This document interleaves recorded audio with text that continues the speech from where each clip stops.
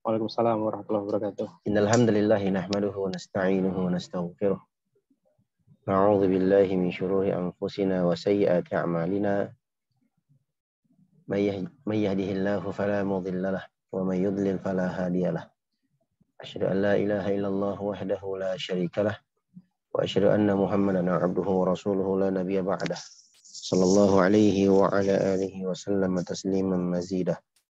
Wa qala rabbuna ta'ala fi kitabihil karim يا أيها الذين آمنوا اتقوا الله حق تقاته ولا تموتن إلا وأنتم مسلمون يا أيها الناس اتقوا ربكم الذي خلقكم من نفس واحدة وخلق منها زوجها وبث منهما رجالا كثيرا ونساء واتقوا الله الذي تساءلون به والأرحام إن الله كان عليكم رقيبا يا أيها الذين آمنوا اتقوا الله وقولوا قولا سديدا يصلح لكم أعمالكم ويغفر لكم ذنوبكم ومن يطع الله ورسوله فقد فاز فوزا عظيما أما بعد فإن أصدق الحديث كتاب الله وخير الهدي هدي محمد صلى الله عليه وسلم وشر الأمور محدثاتها فإن كل محدثة بدعة وكل بدعة ضلالة.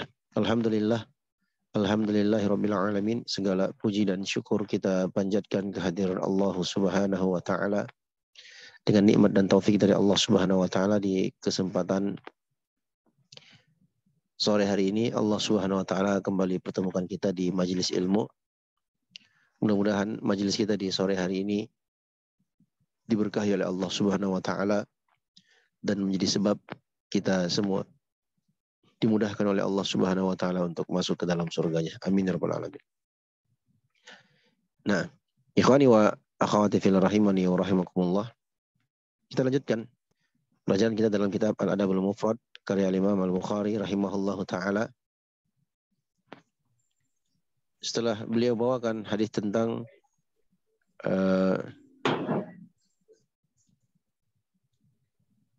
doa seorang muslim kepada saudaranya agar didoakan banyak harta dan anak-anaknya.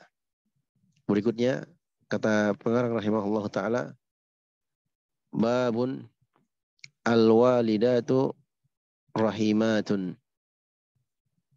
Bab tentang para ibu. Mereka adalah orang-orang wanita-wanita yang penyayang. Para ibu yang penyayang.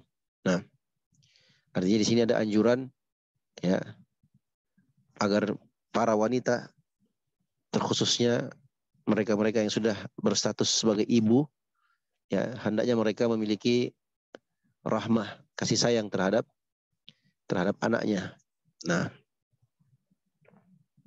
dan ini merupakan fitrah bagi seorang wanita, sebagaimana nanti akan datang penjelasannya dalam hadis ini, insyaallah taala. Nah, kata Imam Al-Bukhari rahimahullahu taala, an Anas bin Malik radhiyallahu anhu, ja'at imra'atun ila Aisyah radhiyallahu anha. Dari sahabat Anas bin Malik radhiyallahu taala anhu, bahwa sesungguhnya seorang wanita datang kepada Aisyah radhiyallahu taala anha. Fa'atatha Aisyatu thalathata maratin. Maka Aisyah pun memberikan 3 biji korma kepada wanita tersebut. Fa'atat kulla sabiyyin laha tamratun atau tamratan. Maka si wanita ini dia bagi-bagikan korma tersebut ya untuk anak-anaknya, masing-masing dapat 1. Anaknya ada 2. Nah, wa amsakat li nafsiha tamratun. Wa amsakat li nafsiha tamratan. Dan si wanita ini memegang satu biji korma, ya, dia simpan untuk dirinya. Maka fa'akalas sibyanu at-tamrataini wa nadhara ila ummihima. Nah, setelah diberikan korma itu ternyata 2 orang anak tadi makan kormanya. Ya, setelah mereka makan, habis selesai makan, 2 anak tadi melihat ke ibunya. Nah, fa'amilatil tamrah. Maka sang ibu tahu, ya. Ibu itu pun langsung melihat ke arah kormanya tadi, Fasyaqqatha, kemudian korma itu dibelah jadi dua, ya, dibagi dua. Fa'atat kulla sabiyyin nisfa tamratin. Kemudian Aisyah radhiyallahu taala anha, ya, memberikan setiap ibunya tersebut memberikan, ya, masing-masing dari setengah potongan korma itu kepada anaknya. Nah, jadi dia tidak makan. Dia lebih rela anaknya yang makan daripada dia yang makan. Inilah sifat, ya, seorang ibu, ya, sifat seorang ibu yang difitrahkan oleh Allah Subhanahu wa taala kepada mereka. Ya. Jadi jangan heran kalau ibu kita tuh sangat sayang sama kita. Karena memang seperti itu fitrahnya. Makanya kalau ada ibu yang tidak sayang pada anaknya, itu keluar dari fitrahnya. Ya. Ada juga wanita yang tidak sayang kepada anaknya. Nah, ada di antara mereka yang cuma sayang pada anak laki-laki. Nah, ada juga yang sebaliknya, dia cuma sayang anak perempuannya, anak laki-lakinya enggak. Ya, ini keluar dari fitrahnya. Ibu itu, ya, penyayang terhadap anak-anaknya. Dalam hadis ini kita lihat, ya, sang ibu ini sanggup untuk tidak makan, ya, daripada melihat anaknya tetap melirik kepada kormanya. Ya. Daripada dia yang makan, lebih baik korma itu dibagi dua dan diberikan kepada kedua anaknya. Nah, dan ini sering kita dapatkan, ibu lebih rela tidak makan daripada anak yang tidak makan. Ya. Makanya jamaah yang semoga dirahmati oleh Allah Subhanahu wa taala, disitulah kenapa dosa durhaka kepada ibu itu 3 kali lipat, ya, dibandingkan dosa durhaka kepada ayah atau bapak. Nah, karena ibu ini luar biasa pengorbanannya. Nah, melahirkan saja itu subhanallah tidak bisa dibandingkan dengan uang, ya, tidak bisa dibandingkan dengan harta. Ya, ratusan putus urat-uratnya untuk melahirkan kita.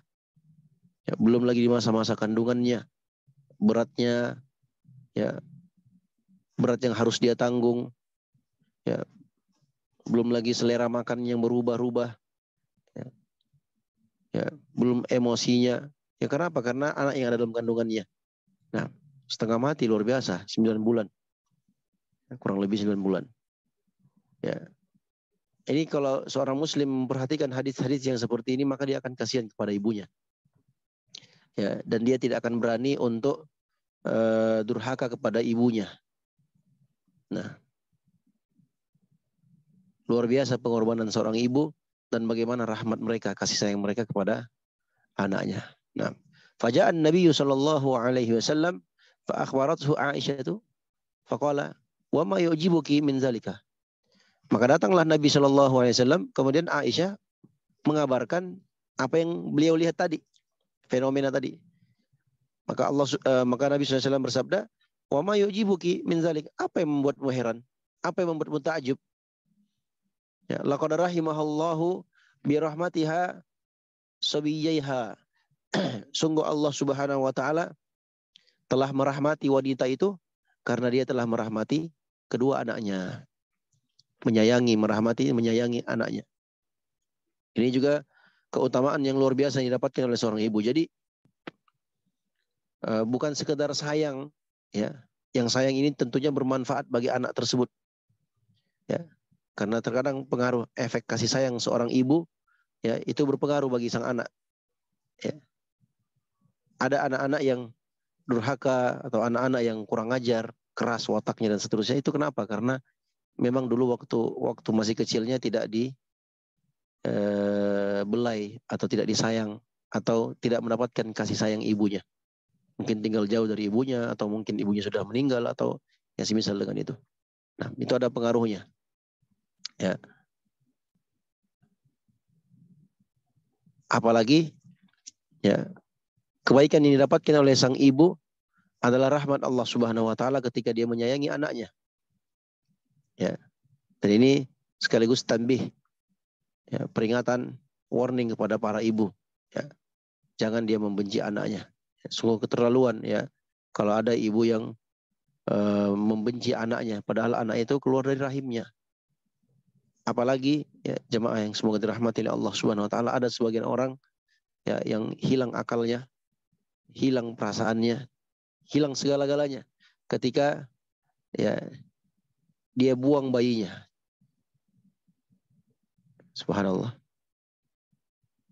Entah itu karena takut menanggung malu atau apapun bentuknya. Ya. Sekarang sebagian orang lahir hamil di luar nikah. Nah, dan takut untuk menanggung malu, maka dia buang anaknya atau mungkin dia gugurkan. Subhanallah. Atau ada sebagian orang anaknya itu dibuang di tong sampah, ada dibuang di bawah jembatan, ya.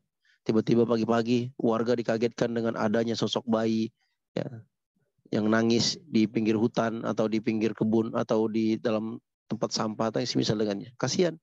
Ya. Bayi itu nggak ada dosanya. Ya. Dan ini akibat pergaulan bebas. Ya, sebagian orang tidak memikirkan hal tersebut. Ya. Dia melahirkan, kemudian dia pula yang membuang anak tersebut. Sudahlah dosa perbuatan zinanya ya sangat besar. Ya, ditambah pula dosa zolimnya kepada anak tersebut. Anak itu nggak ada salahnya. Kenapa dia yang dibuang? Harusnya dia salahkan dirinya sendiri kenapa dia melakukan hubungan tersebut. Nah, auzubillahi min dzalik. Baik, kita lanjutkan. Maka hadis ini menunjukkan kepada kita tentang keutamaan seorang ibu. Ya, ibu yang menyayangi anaknya. Apa ganjarannya? Dia dapat rahmat Allah. Ya, dia mendapatkan kasih sayang Allah Subhanahu wa taala. Ya. Ini sama dengan firman Allah hadis Nabi sallallahu alaihi wasallam, ar-rahimuna yarhamuhumur rahman. Para penyayang itu disayangi oleh Allah Subhanahu wa taala yang Maha Penyayang. Tabaraka wa taala. Irhamu man fil ardi yarhamkum man fis sama. Hendaknya kalian ya itu merahmati orang-orang atau makhluk yang ada di permukaan bumi ini, maka zat yang maha tinggi, yang maha kuasa yang ada di langit akan menyayangi kalian. Nah, artinya kalau kita mau disayang oleh Allah, sayangi orang juga. Sayangi manusia. Apalagi itu adalah kerabat kita sendiri. Ya. Dalam hadits yang lainnya, nanti akan datang juga dalam babnya. Rasulullah SAW pernah bersabda, man la yarham, la yurham. Orang yang tidak merahmati, orang yang tidak mengasihi, orang yang tidak menyayangi, maka dia juga tidak akan dikasihi, tidak akan disayangi, tidak akan dirahmati. Nah, ya. Ada asar dari Ibnu Umar radhiyallahu taala anhu atau dari Umar bin Khattab radhiyallahu taala anhu, beliau mengatakan innallaha azza wa jalla la yarhamu min ibadihi illa abarrahum. Sesungguhnya Allah Subhanahu wa taala itu tidak merahmati, tidak mengasihi, tidak menyayangi hamba-hambanya kecuali orang-orang yang baik di antara mereka. Nah, Masya Allah taala. Ya.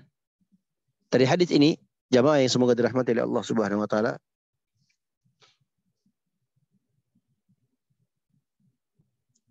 kata Al-Imam Ibnu Battal, Al-Imam Ibnu Battal mengomentari hadis ini, kata beliau, wa fihi jawazu su'alil muhtaj. Dalam hadis ini kita dapatkan keterangan bolehnya meminta bagi orang yang sangat membutuhkan.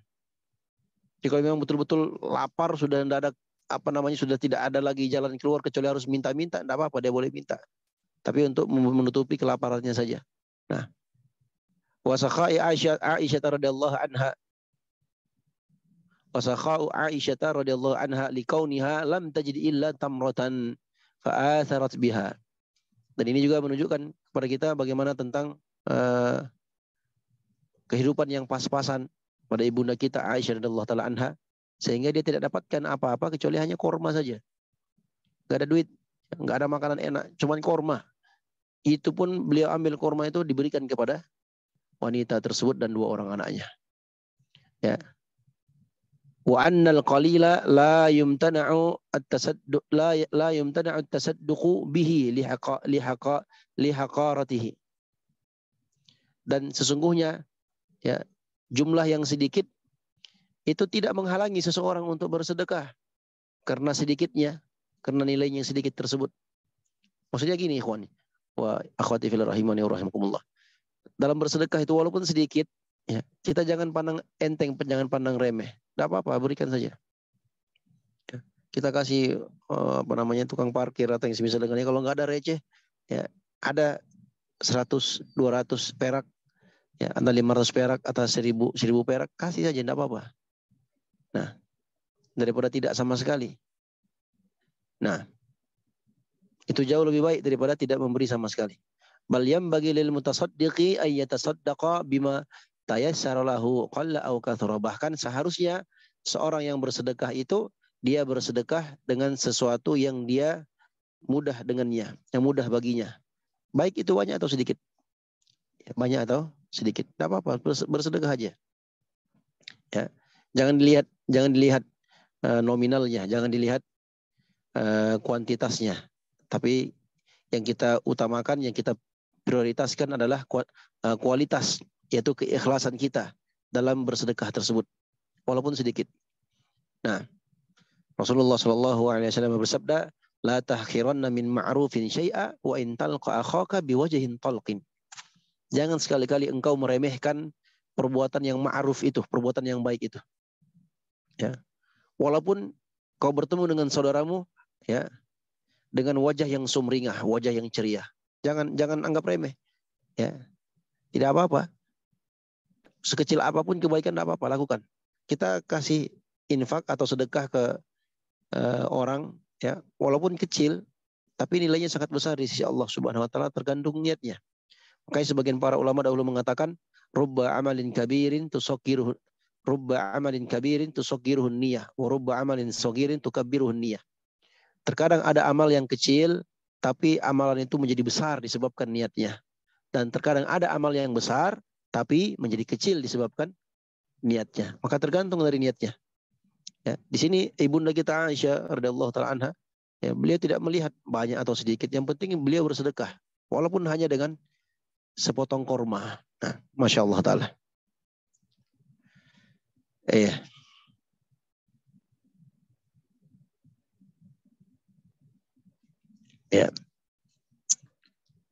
Dalam hadis ini juga, jamaah yang semoga dirahmati oleh Allah Subhanahu wa taala, dibolehkan untuk menyebutkan sesuatu yang ma'ruf. Ya. Walaupun tanpa adanya berbangga-bangga atau mengungkit-ungkit. Ya, di sini kan Aisyah radhiyallahu taala anha ketika melihat fenomena itu, beliau cerita kepada siapa? Kepada Rasulullah. Karena itu ma'ruf, ada hikmah di balik itu, ada ilmu di balik itu yang bisa diambil manfaatnya. Nah, tapi dengan catatan, ya, jangan kita menceritakan kebaikan yang sudah kita kerjakan dalam rangka untuk berbangga-bangga, ya, dalam rangka untuk mengungkit-ungkit, itu nggak boleh. Nah, tapi di sini dibolehkan dan Aisyah radhiyallahu taala anha melakukan karena ada maslahat di balik itu.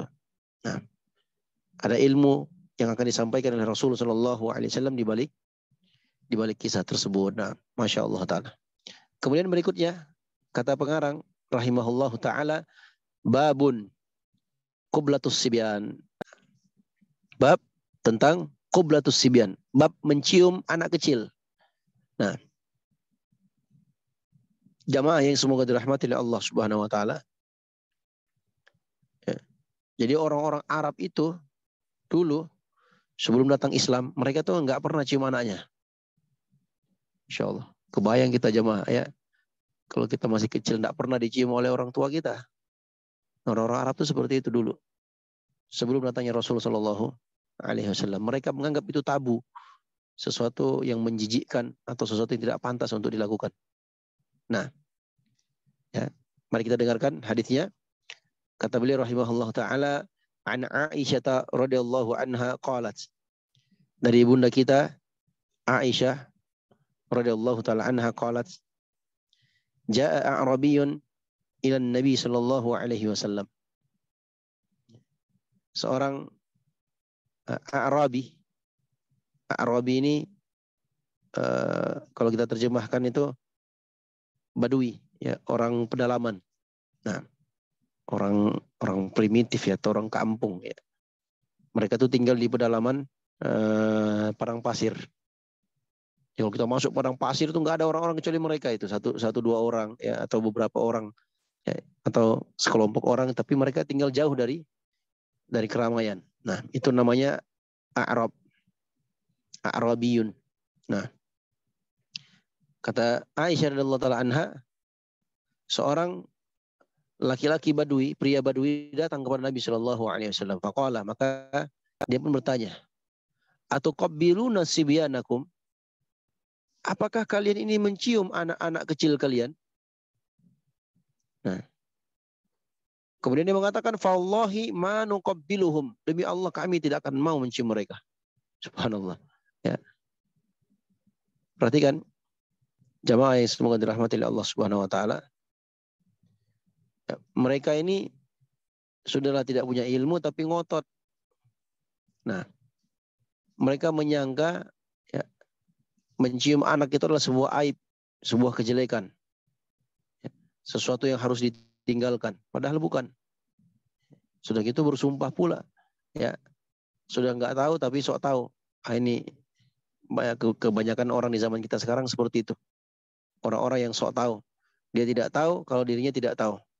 Nah, orang yang bodoh tapi berbicara atau pura-pura atau sok alim, sok tahu.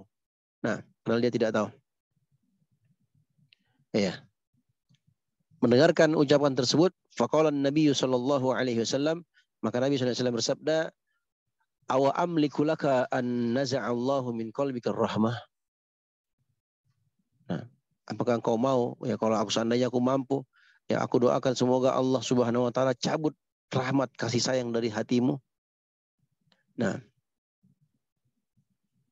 ya, ini menunjukkan kepada kita jamaah yang semoga dirahmati Allah Subhanahu wa taala tentang bagaimana watak dan sifat kerasnya orang-orang yang tinggal di pedalaman.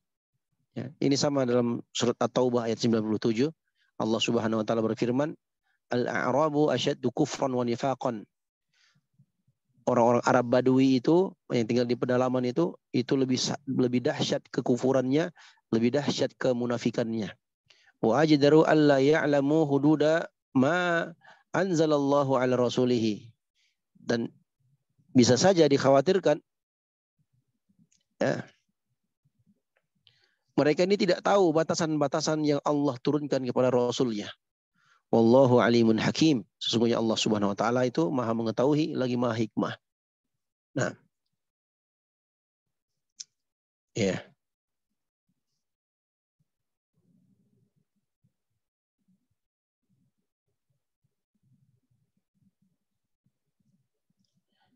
Dari hadis ini, ikhwani wa akhwati fil rahimani wa rahimakumullah, ya, menunjukkan kepada kita tentang bolehnya ya, kita mencium anak kecil, apalagi kalau kita orang tuanya. Jadi orang tua itu boleh mencium anaknya, baik itu anak yang pria atau wanita. Nah, ingat ya, sibyan. Sibyan itu anak kecil, umur dari 1 sampai sebelum 9 tahun atau sebelum 10 tahun. Itu sibyan. Nah, artinya mereka ini adalah orang-orang atau anak-anak kecil yang belum balik. Ya. Bisa kita cium mereka. Ya. Adapun kalau sudah balik, ya, maka ini perlu dirinci, perlu diperhatikan. Kalau ciumnya di tempat-tempat yang memang biasa orang mencium di situ, nggak apa-apa. Cium dahi, ya, cium pipi, atau cium tangan. Nah, ya, jangan pula dia cium bibir. Ya. Bapak dia cium bibir anaknya yang sudah gadis, yang sudah haid, ya, sudah balik, itu nggak boleh. Nah, akan mengundang fitnah. Atau sebaliknya, ibu yang mencium anaknya yang laki-laki yang sudah bujangan, yang sudah dewasa, yang sudah balik, nggak boleh. Nah, kecuali kalau cium pipi atau dicium dahi, nah, atau cium tangan, ya, tempat yang memang biasa seorang kalau mencium di situ menunjukkan dia sayang dan peduli kepada anaknya, itu dibolehkan. Nah, ya, maka dari hadis ini kita bisa mengambil pelajaran boleh bagi seorang ayah atau ibu atau orang tua untuk mencium anaknya yang masih kecil. Ya, ini dibolehkan oleh Nabi Shallallahu Alaihi Wasallam. Nah, sekaligus pembenaran, ya, Nabi SAW meluruskan, ya, meralat kebiasaan orang-orang Arab terdahulu. Ya. Mencium anak kecil itu bagian dari rahmah, bagian dari kasih sayang seseorang, wariqatul qalbi, lembutnya hati seseorang. Nah, wa bayanu ilaqati dhahiri bil batin, dan penjelasan adanya keterikatan antara zahir lahiriah seseorang dengan batinnya.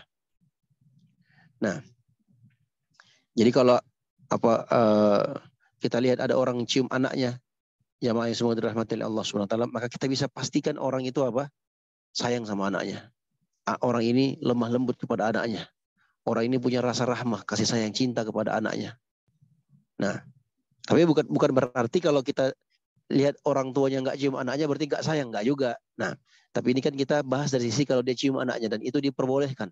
Dalam Islam, seorang muslim atau orang tua itu boleh untuk mencium anaknya. Nah, Masya Allah Ta'ala. Hadis yang kedua dari bab ini, kata beliau rahimahullah ta'ala, an Abi Hurairah radhiyallahu anhu qala qabbala Rasulullah sallallahu alaihi wasallam Hasan bin Ali wa indahu al-Aqra ibn Habis at-Tamimi jalisun.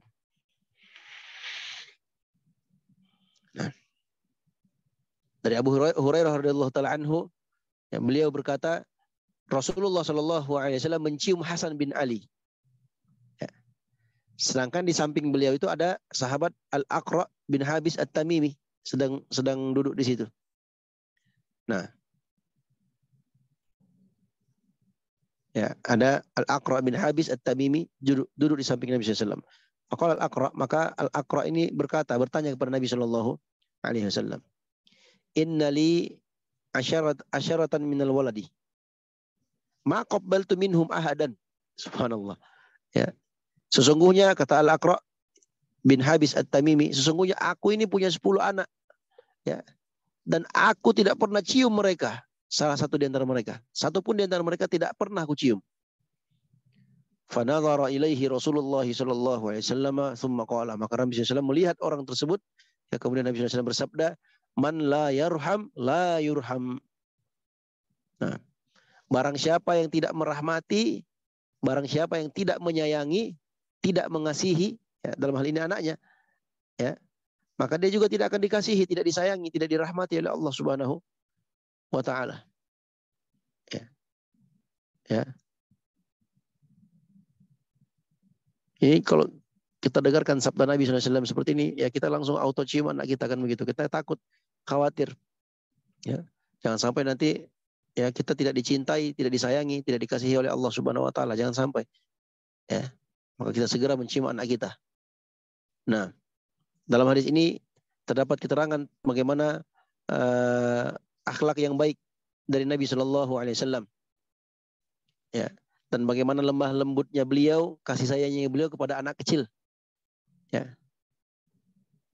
dan bagaimana beliau menyambung tali silaturahimnya.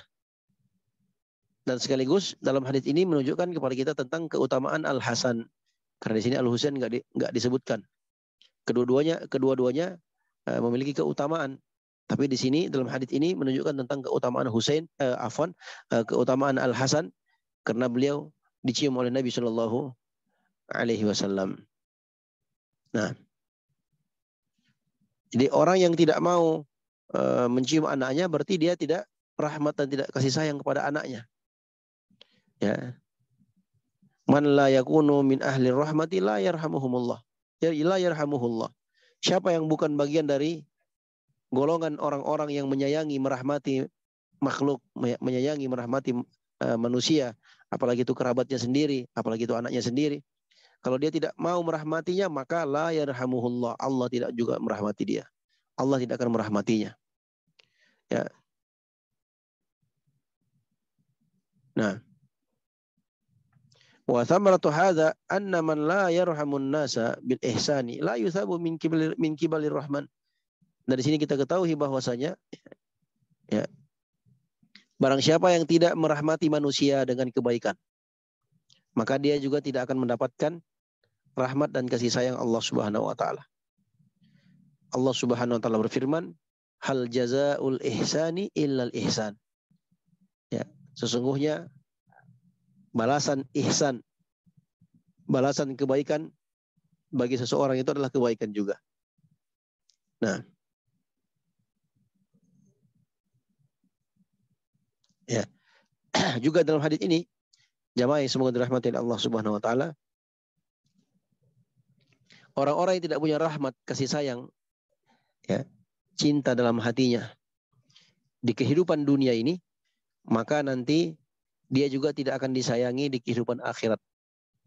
Allah pun tidak akan menyayanginya. Ya, wa man la yarhamu nafsahu bimtithalil amri wa tajannubin nahyi la yarhamuhullah. Barang siapa yang tidak merahmati, tidak menyayangi dirinya dengan cara apa? Dengan cara melakukan perintah dan menjauhi larangan. Dia tidak melakukan hal itu, ya. Dia tidak cinta kepada dirinya sendiri, maka Allah tidak akan merahmatinya, Allah tidak akan menyayangi nanti di akhirat. Li'annahu laisa indahu ahadun. Karena dia tidak punya perjanjian dengan Allah Subhanahu wa taala. Nah, ya.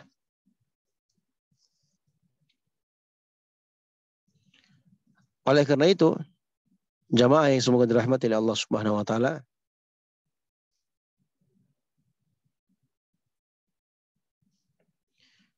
kita melihat Rasulullah Shallallahu alaihi wasallam dengan rahmatnya, kasih sayangnya, sebagaimana dalam hadis-hadis yang telah kita sebutkan tadi.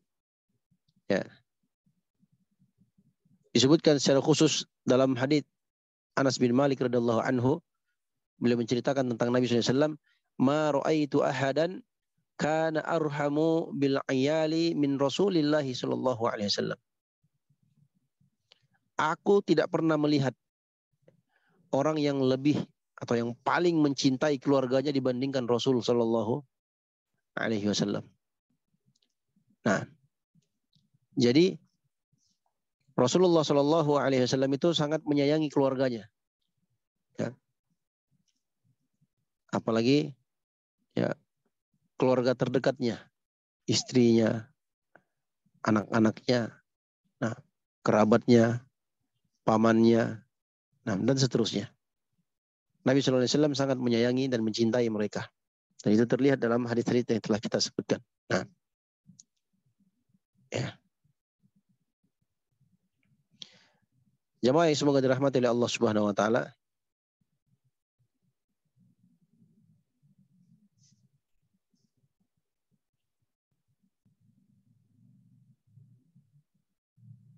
tentang asar dari dari Umar radhiyallahu taala anhu, man la yarham la yurham. Orang yang tidak mengasihi, yang tidak menyayangi, dia juga tidak akan disayangi. La yahtassu bil walad. Ya. Itu tidak khusus pada anak kecil saja. Bal huwa amun fihi wa fi ghairihi, dan bahkan itu umum, ya, mencakup anak kecil atau juga selain anak kecil. Nah, wa minar rahmati ma yajibu kakafil adza wa ighathatil malhufi wa fakkil ani wa infadil ghariki wal waqi'i fi halakatin wa sadda khullati du'afai wa shibha dzalik. Nah, beliau mencontohkan ya bentuk-bentuk rahmah kasih sayang itu banyak sekali, ya. Seperti menahan gangguan, ya, kita jangan ganggu orang, ya, menolong orang dalam kesusahan, itu bagian dari kebaikan. Nah, bentuk-bentuk rahmat kasih sayang kita kepada orang lain. Nah, menyelamatkan orang yang tenggelam atau orang-orang yang terjerumus atau terjatuh dalam sebuah kehancuran atau kebinasaan atau malapetaka atau musibah, kita bantu mereka. Nah, Masya Allah Ta'ala. Demikian pula kita membantu atau menolong orang-orang yang susah, orang yang dalam kesulitan. Ya, apalagi kalau dia benar-benar butuh, ya, butuh untuk makan, butuh untuk minum. Nah, maka kita bantu mereka dengan harta yang kita miliki. Ya, ini tertuju khusus kepada mereka-mereka yang memiliki harta benda. Orang-orang yang memiliki harta, pangkat, dan jabatan. Harta, pangkat, dan jabatan itu tidak dibawa mati, jamaah. Nah, maka manfaatkan sebaik-baik mungkin. Ya, niatkan untuk meraih amal jariah, bersedekah ya di tempat-tempat yang mengalir pahala jariah seperti bangun pesantren, pembangunan masjid. Nah, atau yang semisal dengannya. Nah, dengan harta yang dimiliki ya, dia membela agama Allah Subhanahu wa taala. Nah, ya. Jadi semua bentuk-bentuk kebaikan yang kita lakukan, jamaah yang semoga dirahmati oleh Allah Subhanahu wa taala, itu adalah bagian dari rahmah. Bagian dari rahmah kasih sayang kita kepada orang lain. Nah, bentuk kasih sayang ya kepada orang lain yang ini akan kita dapatkan nanti di akhirat. Karena Allah Subhanahu wa taala menjanjikan hal tersebut, hal jazaa'ul ihsani illal ihsan. Tidak adalah balasan bagi sebuah kebaikan ada kecuali adalah kebaikan pula. Nah, orang-orang yang berbuat kebaikan itu akan mendapatkan kebaikan juga dari sisi Allah Subhanahu wa taala. Nah, Masya Allah. Baik. Bab berikutnya.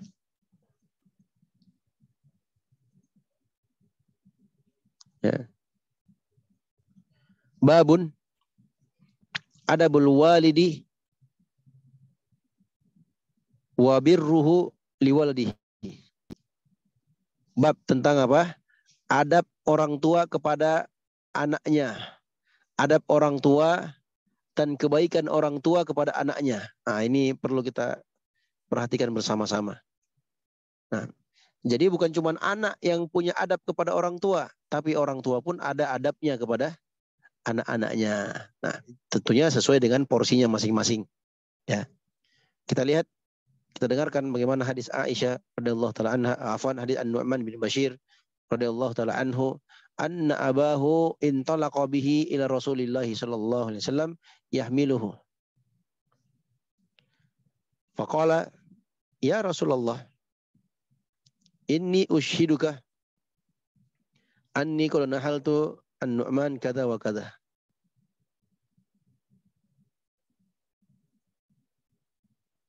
Nah.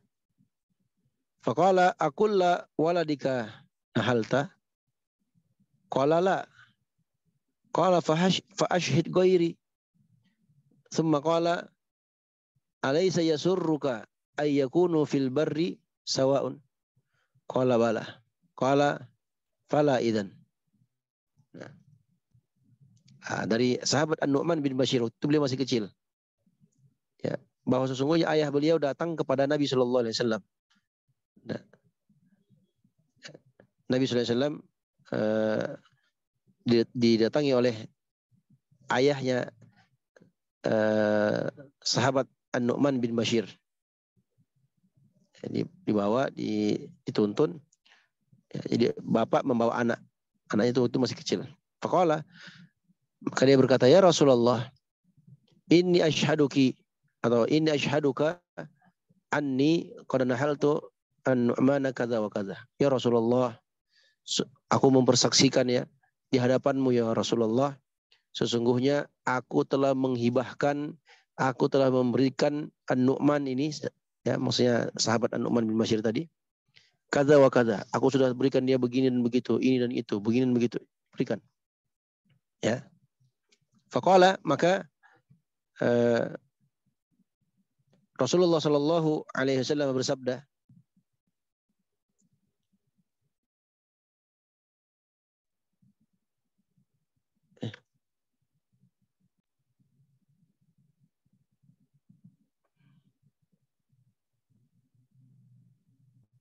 nah, faqala Rasulullah sallallahu alaihi wasallam, akulla waladika nahalta?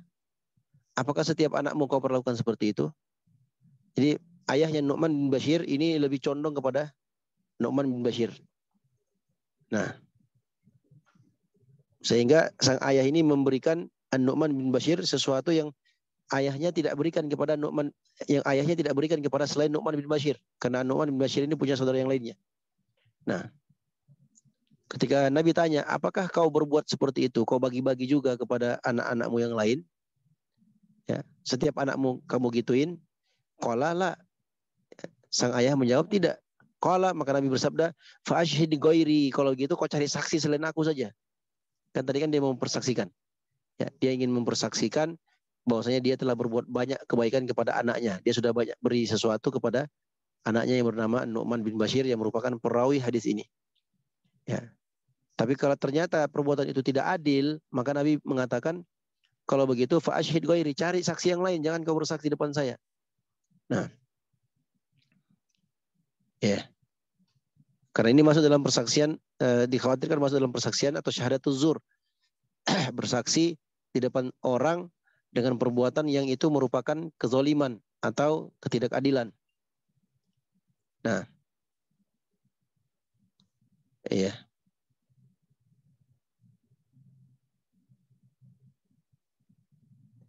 Disebutkan dalam riwayat Muslim, ya, atau dalam lafaz makna yang lain, la tushhidni ala jawr. Jangan kau bersaksi di depanku di atas sebuah kezoliman. Karena dia bayar atau dia berikan hadiah hanya kepada anaknya satu orang, yang lain tidak. Dalam riwayat Muslim disebutkan, falaisa yasluhu hadza wa inni la ashhadu illa al-haqqin. Ini tidak benar, ya, tidak boleh seperti ini, kata Nabi. Sesungguhnya aku tidaklah menjadi saksi kecuali di atas kebenaran saja. Ya. Maksudnya Nabi tidak mau jadi saksi. Nah. Kemudian Nabi SAW tanya kepada orang tersebut.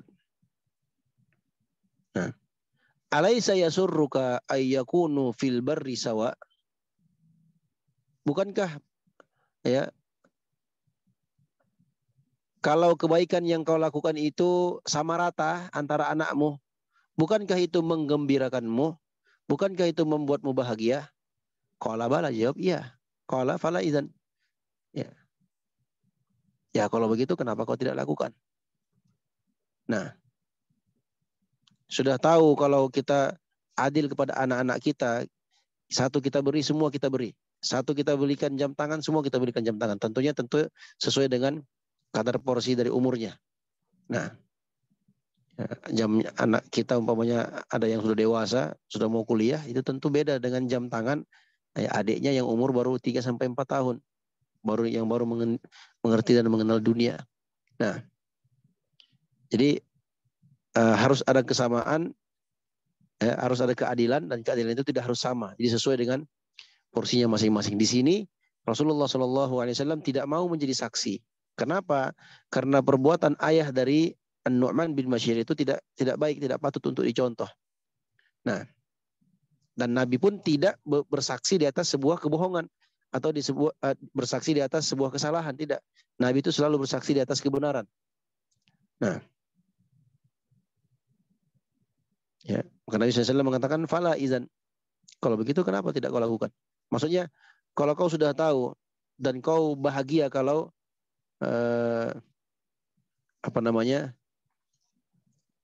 bagi-bagikan apa yang kau berikan kepada anak-anakmu dengan pembagian yang sama, ya kenapa kau tidak lakukan? Ya.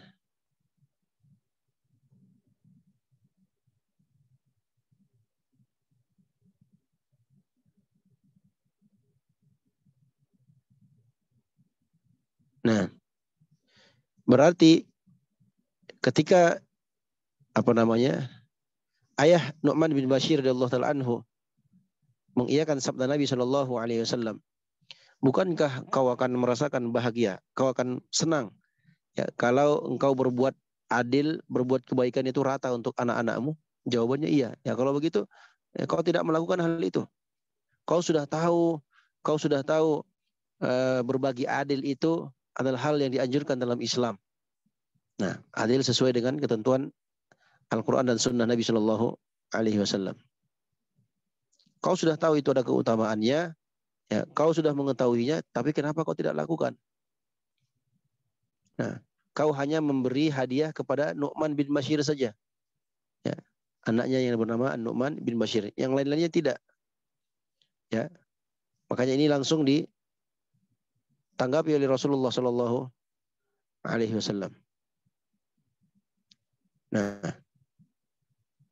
kemudian bab yang terakhir, jamaah yang semoga dirahmati oleh Allah Subhanahu Wa Taala, babun la yarhamu man la yarhamu la yurham. Bab tentang orang yang tidak merahmati, yang tidak mengasihi, yang tidak menyayangi manusia atau makhluk, maka dia pun tidak akan disayangi, tidak akan dikasihi.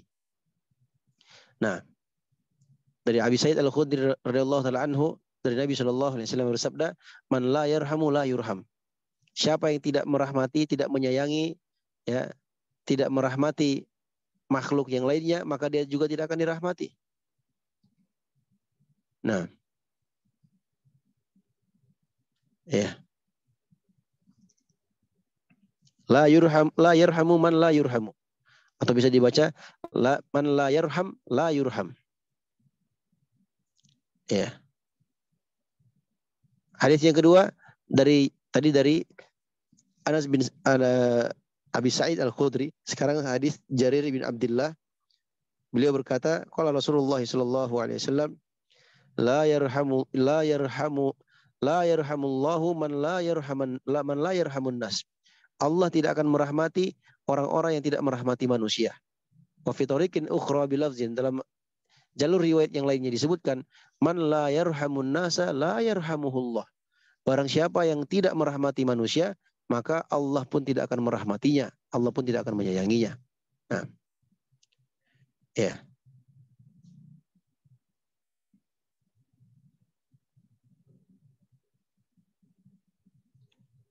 Nah, maka faedah dari hadis ini, jamaah yang semoga dirahmati oleh Allah Subhanahu wa taala, adalah penetapan sifat rahmah, ya. Dan merupakan sifat zat bagi Allah Subhanahu wa taala. Allah itu punya sifat rahmah.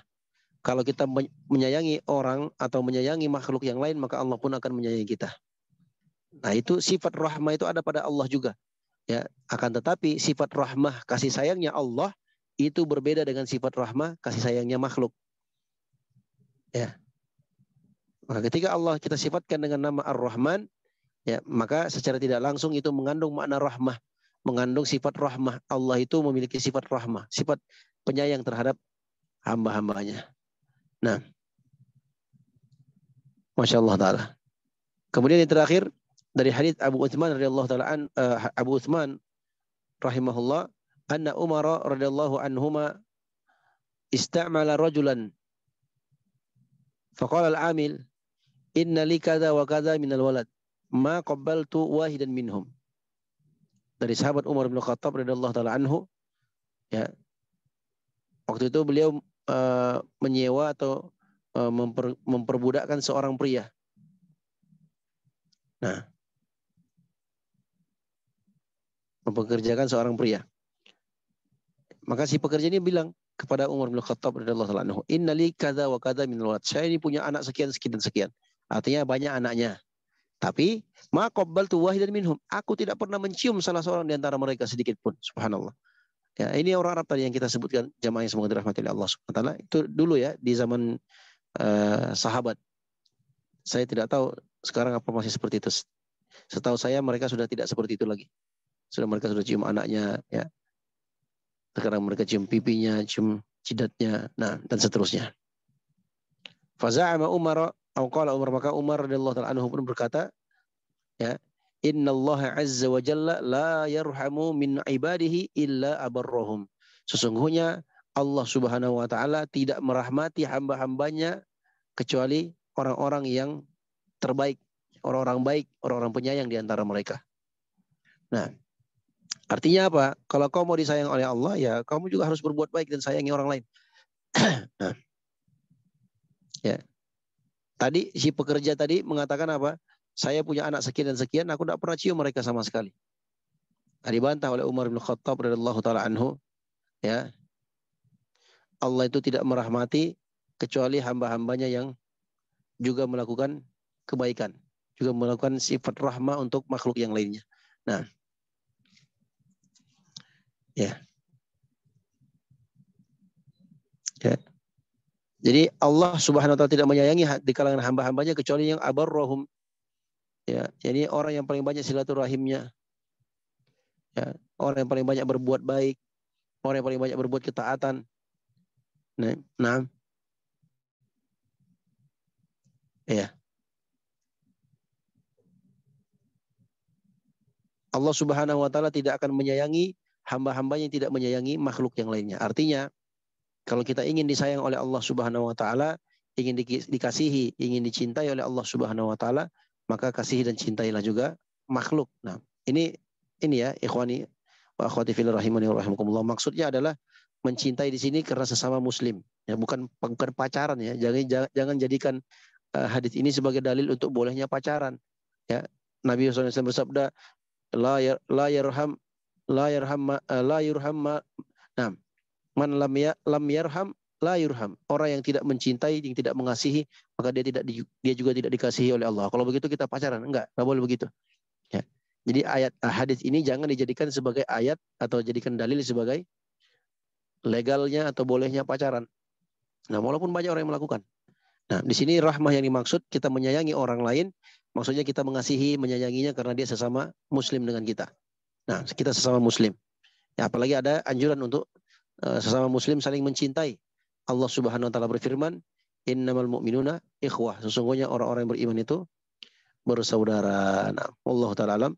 Insyaallah taala bab berikutnya adalah bab rahmah mi'atu juz'in. Bab tentang rahmah, kasih sayang itu ada 100 bagian. Ya. Dan juga nanti akan datang pembahasan tentang berwasiat kepada tetangga dan seterusnya. Nah, Allah alam, ini dapat kita sampaikan, mudah-mudahan bermanfaat. Intinya, ya, Allah Subhanahu wa taala melalui nabinya menjelaskan kepada kita semua ya tentang pentingnya seorang hamba atau makhluk Allah Subhanahu wa taala menyayangi makhluk yang lainnya. Mencintai mereka di atas keimanannya. Nah, dan pentingnya seseorang itu berlemah lembut atau menyayangi anaknya. Karena anak-anak itu masih kecil.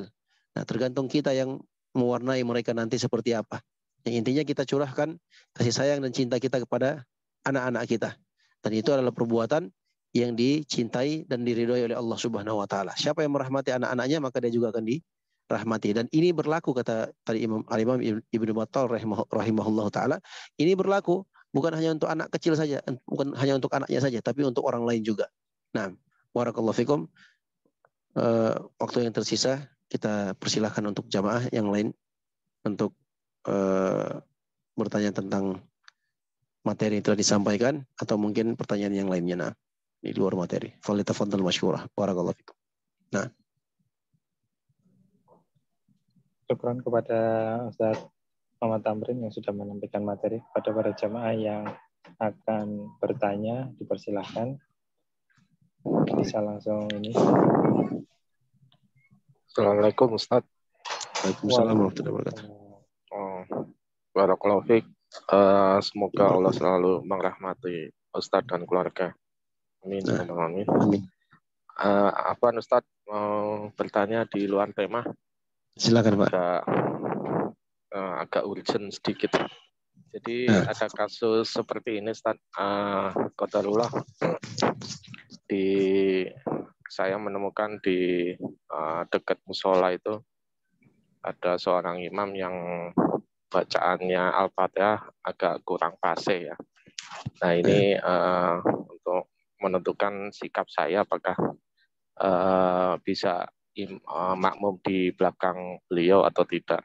Jadi kekurangan fasihnya itu pada saat dia melafazkan huruf ain, jadi dia kurang fasih ya. Jadi kayak contoh Alhamdulillahirabbil alamin gitu ya. Tapi dia huruf ain ini menjadi huruf alif gitu, alamin gitu. Dan itu hampir semuanya. Jadi kayak ihdinas alaihim amta alaihim gitu ya. Jadi dia jadi amta. Jadi huruf ainnya ini jadi a gitu, alif gitu ah. Nah ini seperti ini apakah sampai merubah makna atau seperti apa ya Ustaz? Itu yang pertama. Terus yang kedua, sikap ana seperti apakah bisa makmum di belakangnya atau tidak ini Ustaz? Nah Ustaz, jazakallahu khair. Ya, dimaklumi ya di dalam bahasa Arab itu kalau berubah satu huruf, jangan kita berubah satu huruf, berubah makhrajul hurufnya saja akan berubah maknanya. Nah, akan berubah maknanya. Panjang pendek pun demikian. Kalau dia baca Alhamdulillahirabbil alamin, Ya, itu berubah maknanya. Alamin itu orang-orang yang tersakiti. Kalau alamin ya artinya alam semesta ini. Nah, berubah maknanya. Itu dilihat kalau itu ketidaksengajaan maka insya Allah tetap akan sah sholatnya. Tapi apakah Bapak bisa bermakmum di belakangnya? Ya, tentunya bisa. Nah, tentunya bisa. Ya. Kalau Bapak bisa cari tempat yang lain ya itu lebih bagus, atau Bapak saja kalau Bapak merasa lebih bagus tajwidnya daripada imam tersebut, ya Bapak aja yang jadi imam. Nah, antum jadi imam menggantikan orangnya. Tapi kalau wah gimana Ustaz, ini kan sudah ditentukan di situ, ya udah antum cari tempat yang lain. Kalau memang tidak ada takalluf berlebihan ya, tidak terlalu berlebihan, ya enggak apa-apa cari masjid yang lain. Tapi kalau berlebihan, nah, apalagi sampai mendatangkan mudarat, maka tidak apa-apa dia sholat di situ, kesalahan ditanggung oleh imamnya dan tidak ada pada antum. Nah, makanya jadi imam itu berat. Nah, Syukran, Ustaz. Jazakallah khair. Afwan.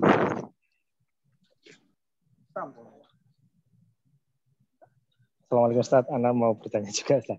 Waalaikumsalam. Ya, ini terkait dengan bacaan sholat juga. Di masjid dekat rumah Ana tinggal itu, ketika sudah imam itu Al-Fatihah walaupun. Nah, itu ada jeda, ada jeda sedikit itu, kemudian si imamnya mengucapkan Robbi firli baru amin gitu. Nah, itu ada dalilnya nggak Ustaz? Nah, itu aja. Saya pas awal-awal gitu walaupun saya langsung amin. Antum kalau mau tengok yang seperti itu di daerah Bogor puncak ke atas terus itu. Iya, di terus Bogor. Pedalaman. Pokoknya area Bogor pedalaman tuh rata-rata gitu. Daerah Cianjur, daerah Cipanas ke atas sampai Cianjur ke bawah. Ciawi gitu. Sampai Ciawi naik ke atas sampai terus ke bawah. Karena saya sudah pernah beberapa kali sholat di daerah sekitar situ. Sampai daerah Cianjur sana, sampai daerah Sukabumi. Sukabumi sudah enggak kayaknya. Nah, itu adalah perbuatan bid'ah dalam agama. Nah, enggak ada bacaan seperti itu, tambahan. Kenapa? Karena menurut mereka begini, ini kesempatan. Kalau amin itu diaminkan oleh para malaikat, kalau amin itu bertepatan dengan aminnya malaikat, maka dikabulkan. Nah, kesempatanlah imamnya dia tambahkan Allahumma gfirli. Nah, bahkan orang yang seperti ini, jamaah yang semoga dirahmati oleh Allah Subhanahu wa taala, ya, masuk dalam kategori mengada-ngada, ya, melakukan bid'ah dalam agama. Nabi enggak pernah sholat seperti itu. Ya. Bacaan al-maghfirli kan ada di tasyahud. Nah, jadi bukan waladhdallin, Allahummaghfirli amin. Dia baca Allahummaghfirli kemudian diaminkan oleh jamaahnya. Itu enggak ada seperti itu. Yang ada itu mengucapkan amin bareng-bareng bersamaan dengan makmum. Dan itu didoakan, dikabulkan karena kita sedang berdoa tadi di Al-Fatihah itu. Ihdinas siratal mustaqim. Ya Allah, tunjukilah kami jalan yang lurus. Siapa? Jalan orang-orang yang siratal ladzina an'amta alaihim, jalan orang-orang yang kau berikan nikmat kepada mereka. Ghairil maghdubi alaihim waladdallin, bukan jalan orang-orang yang engkau murkai, bukan pula jalan orang-orang yang tersesat. Kemudian kita aminkan. Seperti itu. Jadi enggak ada tambahan Allahumma gfirli. Ya. Nah, jadi sebenarnya Ustaz, kalau mau berdoa kan bisa waktu sujud ya, atau sebelum salam itu ya Ustaz ya itu ya. Iya, di waktu sujud atau sebelum salam. Nah, di waktu sujud atau sebelum salam. Nah, ya, di dua banyak, waktu itu ya Ustaz ya. Itu ya. Iya. Banyak masyarakat kita karena nggak tahu, ikut-ikutan saja. Nah, dari ada juga yang lain. Ada juga yang menambahkan. Nah, saya pernah di mana ya, daerah Bogor juga. Ya, itu pas sholat, imam kan baca, pas sholat Jumat itu imam baca terakhir itu, nah, surah Al-A'la.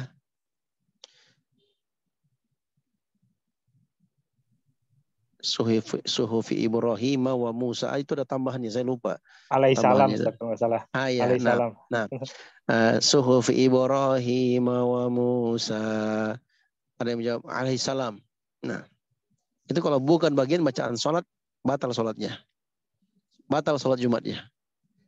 Saya umumkan langsung kalau pas jadi imam, saya ingatkan, tidak ada tambahan alaihissalam. Makmum itu dilarang untuk berbicara. Kalau dia sengaja berbicara dan bukan bagian dari pembicaraan sholat, dia mengatakan alaihissalam, maka batal sholatnya, batal sholat Jumatnya, dia wajib mengulang sholat zuhurnya. Nah, barakallahu fiik. Kalau waktu ini aja, maksudnya di luar sholat, tapi apa itu tadi, membaca alaihissalam misalnya pas Ya nggak tadarus apa-apa. biasa gitu, nggak apa-apa ya, Ustaz? Ya nggak apa-apa itu. Kalau dia suhifu Ibrahim wa Musa alaihi wassalam, itu dia mendoakan. Ya nggak apa-apa, itu kan di luar sholat. Sekarang kan masalahnya kita lagi sholat. Nah, sholat itu kita dilarang untuk mengucapkan ucapan-ucapan yang tidak ada kaitannya dengan sholat. Nah, sudah yang lain? Silakan. Barangkali satu penanya lagi apabila ada. Nah, terakhir Ustaz, terkait adab orang tua terhadap anak ya Ustaz. Misal ada kasus seperti ini Ustaz. Kita memiliki anak itu kan ingin mengarahkan si anak ini untuk memasuki sekolah tertentu, misal pondok pesantren yang sudah kita pilih. Nah, ini kan kita bertujuan untuk kebaikan si anak ya Ustaz. Nah, pada saat itu kita sampaikan maksud kita ke anak, tapi si anak ini menolak. Jadi dia pengen sekolah di tempat yang lain, yang mungkin yang dia pilih itu sekolah formal gitu misal. Dan sekolah formal ini kan biasanya memang untuk ajaran agamanya minim ya Ustaz. Nah ini untuk baiknya apakah kita seperti apa ya sikap orang tua gitu. Padahal kan kita bertujuan untuk memberikan ilmu agama untuk si anak itu ke depannya, untuk kebaikan si anak. Gimana Ustaz? Mohon arahannya Ustaz. Nah, anak itu dari awal sudah dikasih tahu. Sejak di SD sudah kasih tahu, nanti kamu kalau SMA soal di sini ya. Jangan nggak ada pemberitahuan ya. Jadi dari awal itu sudah dikasih semacam sugesti atau semacam kata-kata arahan yang itu sudah kita tanamkan dalam hatinya. Jadi nanti ketika dia tamat SMA dia sudah tahu, oh ini saya mau masuk pesantren ini. Seperti itu. Jadi jangan nanti tunggu pas mau tamat SMA ya, atau pas tamat SMP baru kita bilang ke anak tersebut, atau mungkin setelah tamat SMA kita arahkan dia ke kampus Islami, ke Madinah atau yang semisal dengannya. Ya, karena ini akan membuat anak tersebut kaget. Ya. Dan tidak dia dengarkan sebelumnya. Dia akan frontal. Kenapa? Karena umur SMA itu dia sudah tahu dunia, dia sudah mengenal dunia. Dia sudah berpikir. Nah, makanya dari awal, dari kecil sudah kita tanamkan demikian. Nah, itu yang pertama. Yang kedua ya, kita sebagai orang tua punya hak dan wewenang. Nah, kita boleh mengharuskan mereka. Ya, mengharuskan mereka untuk masuk ke dalam pesantren. Tapi sekali lagi tentunya dilihat dari situasi dan kondisi sang anak tersebut. Nah, terkadang ada juga anak yang memang nggak mau, dipaksa pun dia nggak mau. Nah, bahkan justru jadi lebih parah ya. Kalau begitu ya, kita arahkan saja ke sekolah yang dia inginkan dengan tetap menjaga. Ya, kita pilihkan sekolah yang paling kecil mudaratnya. Nah, paling kecil mudaratnya. Kalau ada sekolah umum, tapi ada dua pilihan, ada A dan B. Kalau A ini lebih parah, kalau B masih lebih mending. Nah, masih ada islaminya umpamanya. Ya enggak apa-apa. Dia cari yang lebih mudah. Nah, yang lebih ringan mudaratnya. Nah, tapi yang lebih afdolnya ya dia sekolah di sekolah-sekolah yang memang sudah kita niatkan dari awal. Itu yang saya sebutkan tadi. Tanamkan sejak dini. Tanamkan sejak dini.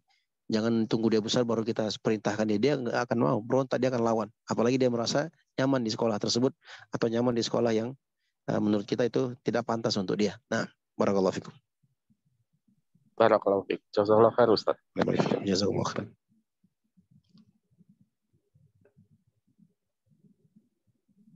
Baik, terima kasih kepada para jemaah. Bisa langsung ditutup dengan doa Ustaz Muhammad Tamrin. Nah, Jazakumullah khairan, barakallahu fikum. Semoga Allah SWT berikan taufiknya kepada kita semua untuk meraih husnul khatimah di akhir kehidupan kita. Semoga Allah beri taufiknya kepada kita semua untuk mengamalkan apa yang telah kita dengarkan dan apa yang telah kita pelajari.